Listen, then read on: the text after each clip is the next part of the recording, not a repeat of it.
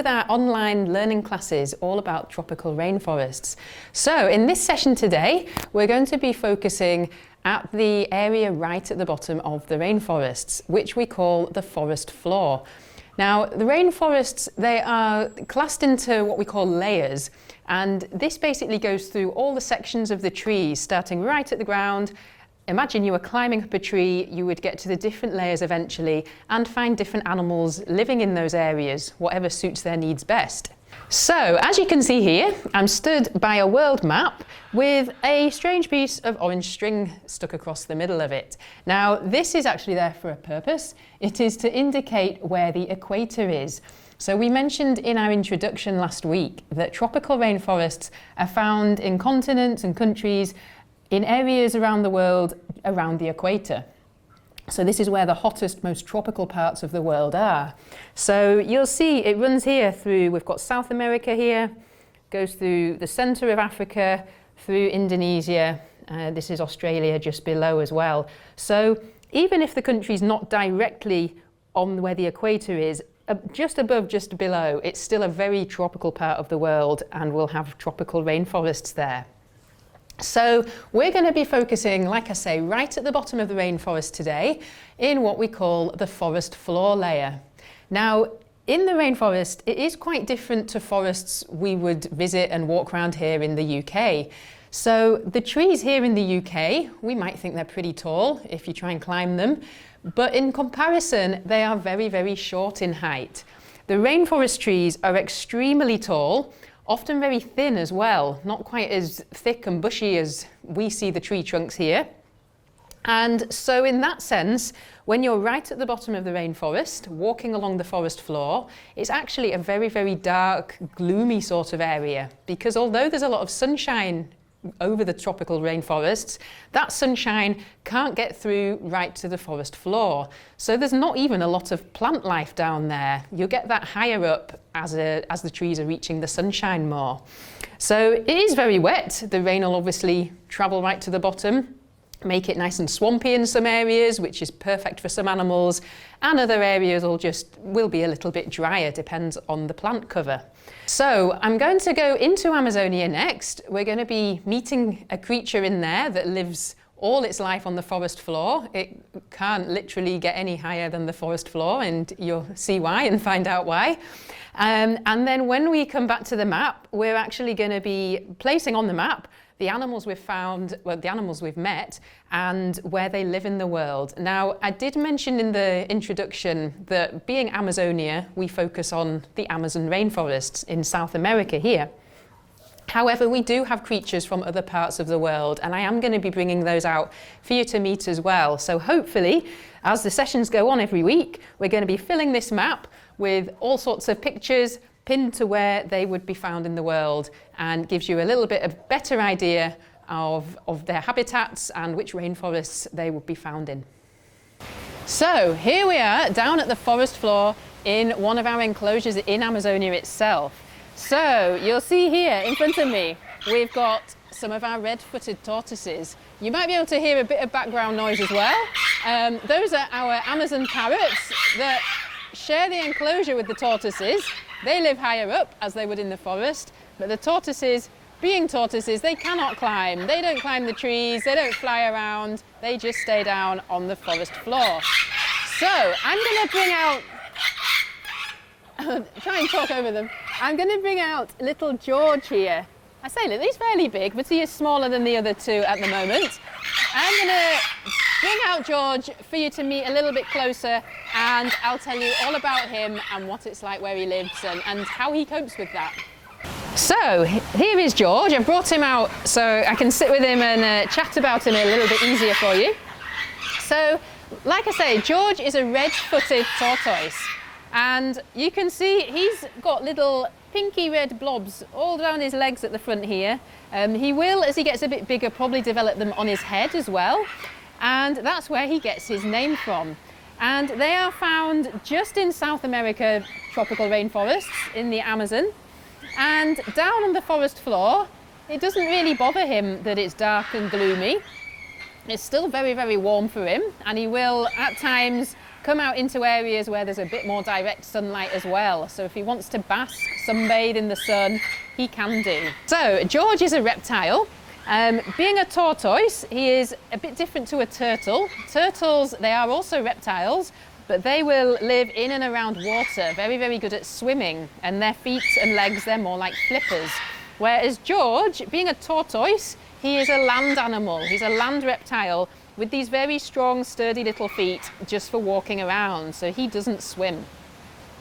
Now, he shares the group of reptiles with other animals such as snakes, crocodiles, lizards. All sorts of animals will come under that category. And one major thing about the reptile group is that they are what we call cold-blooded. Now, that doesn't mean that if you touch his blood, it's always ice cold, but it does mean that he can't regulate his own body heat, whereas being mammals like ourselves, we can.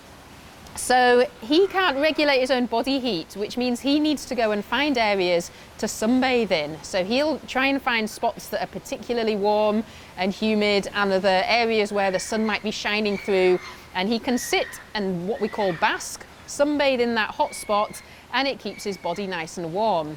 He can then move away if it gets too warm to cool his body down. So you will notice, being a tortoise, he's covered in this huge shell. It goes right underneath his body here as well.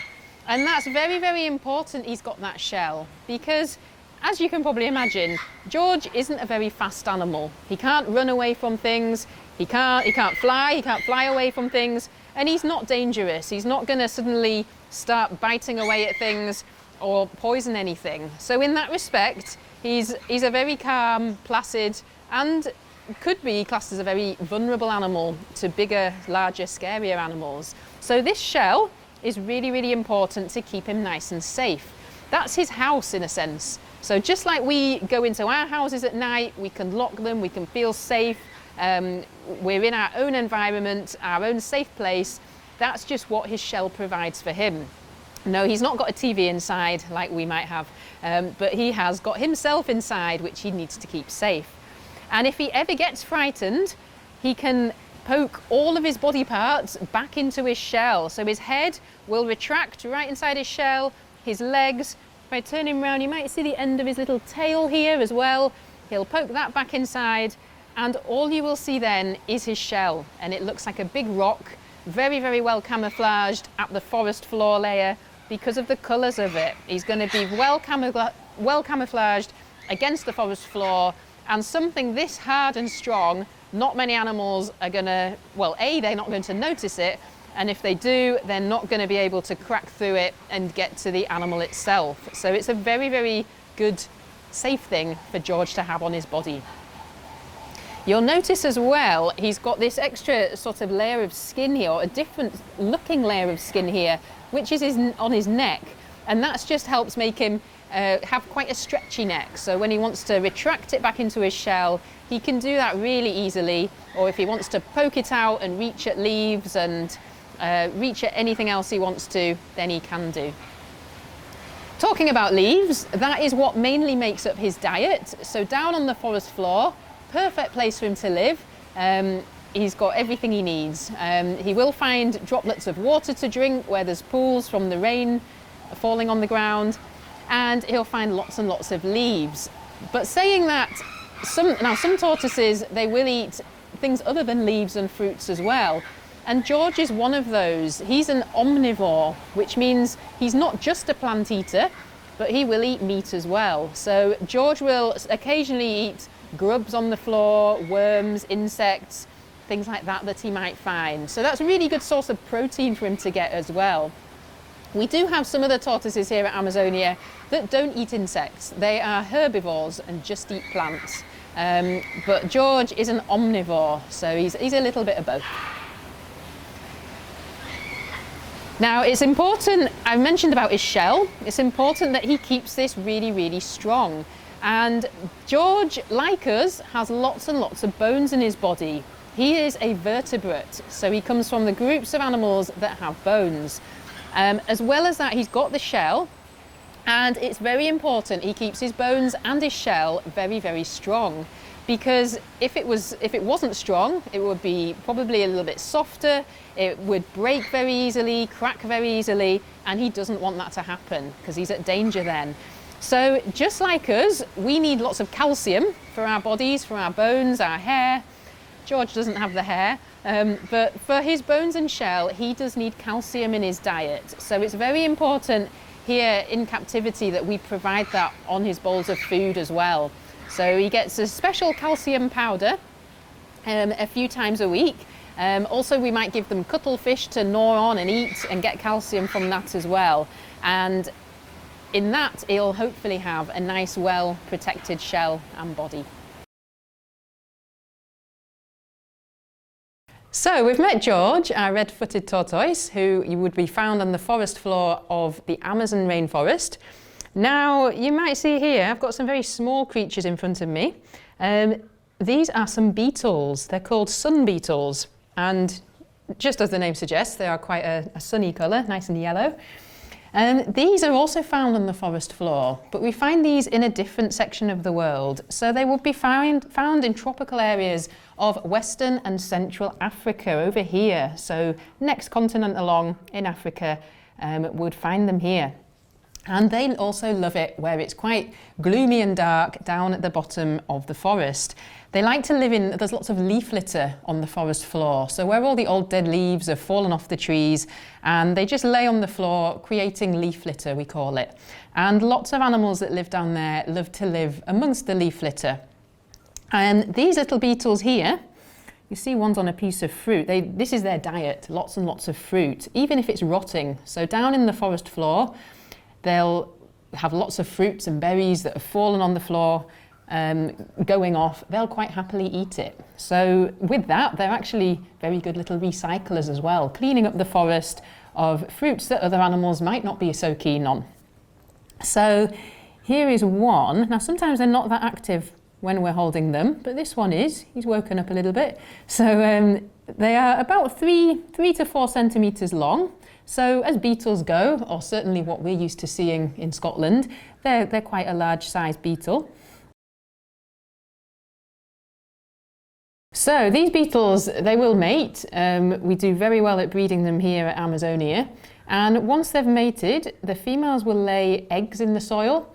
And those eggs will turn into quite a big, basically like a big maggot, what we call the larvae. So a little bit about life cycles here for you as well as the rainforest topic. So the larvae, they get to be probably about 1 inch long. They get pretty big. And they munch away on leaf litter as well. They love to eat rotting leaves. We give them lots of particularly oak leaves here in their enclosure. And once they've eaten enough, got really, really big and fat, they will start then, this is really, I find it fascinating, they will gather all this, lots and lots of bits of the substrate that they live in, and they create little cocoons around their larvae. So let me show you here. This actually has got a beetle inside it, or a beetle forming inside it. So it looks like a really big sort of a seed pod, if you like. And this, over time, we will just leave this. I'll pop this back in the enclosure afterwards and leave it to hatch out. The beetle will be, the larvae will transform into the beetle within here, and the beetle will then kind of break out of this and be the beetle as we've seen here. So just to show you here, these are some cocoons that have had the beetles emerge out of them. You'll see they're hollow, they're empty inside, and the holes that the beetles have pushed themselves out of. So it's pretty fascinating, such a small little creature living in a sort of a dark, gloomy area of the rainforest, how its life cycle happens. It's pretty fascinating what these little insects can do. Now these insects, they do have wings, they can fly. Their wings are all closed up at the moment, but if they want to, they'll take short bursts of flight, but to be honest, we don't see them do that very often. Generally, they'll sit very still around their food and then maybe go for a little walk like this one's doing. And I don't know if you can see quite closely, they've got 2 feelers on their head. So their head is at this end, just poking out under their main body. And they've got 2 feelers here, they're antennae. So that helps them to feel around for things, feel where they're going, because their eyesight will be limited. So they've got feelers there for extra sensing. So that brings us to the end of today's online session about the forest floor. I do hope you've enjoyed learning and watching the animals. Hopefully you've learned lots and lots of interesting facts there. And what we're going to focus on next week is the next layer up into the trees. So we're going to be looking at the understory layer. So we're going to be, again, meeting some creatures there, learning lots and lots of facts. And like I said earlier, we will have activity sheets up and running for you to complete at home as well. So thanks for tuning in. Hope you've all enjoyed it and hope to see you next week. Bye for now.